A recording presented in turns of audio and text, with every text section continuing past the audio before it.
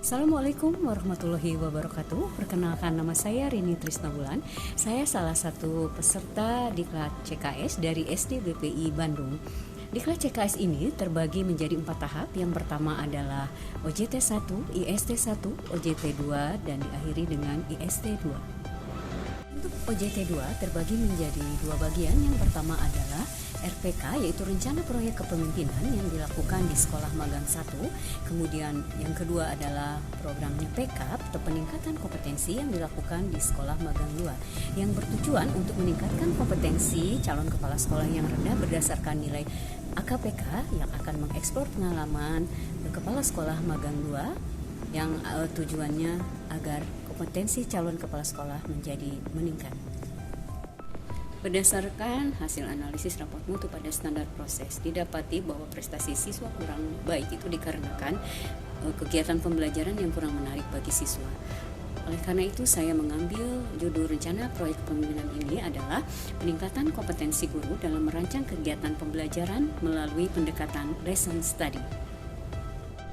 Dalam rencana proyek kepemimpinan, ada 3 tujuan yang ingin dicapai. Yang pertama adalah meningkatnya kompetensi guru dalam merancang kegiatan pembelajaran melalui pendekatan lesson study. Yang kedua adalah meningkatnya kompetensi calon kepala sekolah dalam AKPK yang rendah. Dan yang ketiga, meningkatkan prestasi siswa dalam kegiatan pembelajaran sehingga mencapai student well-being. Langkah-langkah kegiatan RPK sebagai berikut. Yang pertama ada persiapan, pelaksanaan, monitoring, dan evaluasi, refleksi, serta tindak lanjut. Persiapan RPK diawali dengan koordinasi dengan kepala sekolah. Awal dari raport mutu juga dari standar proses, di situ saya mengambil bahwa guru masih banyak yang belum optimal mempergunakan media pembelajaran. Jadi yang saya sorot di sini sebetulnya nanti bermuara juga akan ke siswa, karena masalahnya siswa ketika mendapat pembelajaran yang monoton, tentu saja mereka akan mengalami kejenuhan sehingga mereka kurang aktif di saat pengumpulan tugas. Setelah berkoordinasi dengan kepala sekolah, maka dibentuklah tim lesson study. Kegiatan berikutnya adalah sosialisasi tentang program RPK kepada guru-guru SD BPI. Pada taraf pelaksanaan dilakukan diskusi dengan guru model untuk pelaksanaan open lesson serta berdiskusi juga dengan seluruh tim untuk merancang kegiatan pembelajaran. Kata apa ya? Seharusnya baiknya kita tidak membuang sampah sembarangan. Ya, boleh. Betul. Membersihkan kalau bisa ada yang kotor. Ya, boleh. Saya senang sekali tadi bulan akan saya adopsi juga untuk anak sebagai KM, karena kita matanya tidak bisa melihat ke semua, maka anak yang melihat temannya gitu. Nah itu hal yang positif yang saya dapatkan. Sebelum hujan biasanya apa dulu, Raf? Embun. Mendung. Mendung.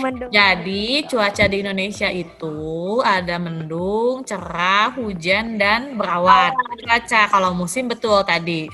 Musim itu ada hujan dan kemarau gitu. Anak-anak, untuk pelajaran hari ini, apakah hari ini menyenangkan pelajarannya? Yes. Menyenangkan. Nah, bagian mana yang paling kalian sukai? Informasi tentang nyari kata itu sih. Ya, dalam pembelajaran hari ini saya sangat greget sekali melihatnya, terutama di dalam mencari kata-kata ya. Semua anak mengikuti dengan antusias, seakan-akan sayalah yang sudah banyak menemukan gitu. Kegiatan monitoring dan evaluasi selalu dilakukan sejak awal sampai akhir kegiatan. Berdasarkan hasil monitoring dan evaluasi, hasil analisis RPK sebagai berikut. Pada peningkatan kompetensi guru terjadi peningkatan dari nilai 80 menjadi nilai 92,6.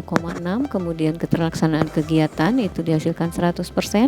Peningkatan kompetensi CKS dari 95,8 naik menjadi 100. Kemudian pencapaian students well-being dari 75 menjadi 77,5. Serta capaian prestasi peserta didik dari 80 menjadi 95, artinya semuanya mengalami peningkatan yang cukup baik. Pada pelaksanaan kegiatan PK, metode yang digunakan adalah metode wawancara, observasi, dan studi dokumentasi.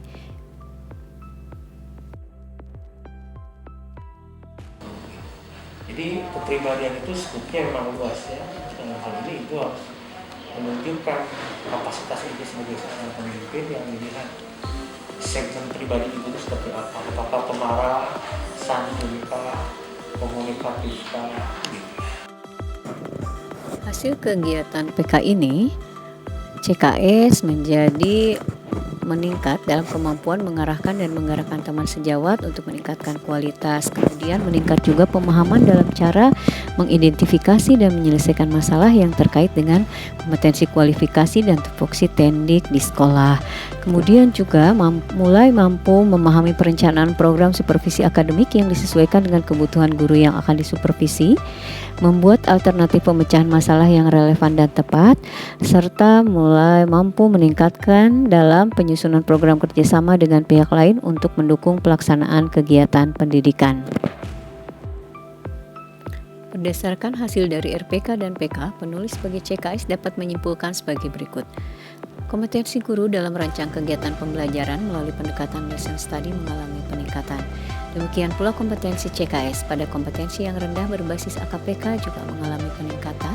Kemudian pencapaian prestasi belajar siswa juga mengalami peningkatan dengan pembelajaran melalui pendekatan lesson study. Meskipun tidak terlalu signifikan karena penilaian harian untuk kelas bawah itu masih didampingi orang tua secara intens. Demikianlah hasil dari RPK dan PK yang ditulis oleh CKS. Terima kasih atas perhatiannya. Wassalamualaikum warahmatullahi wabarakatuh.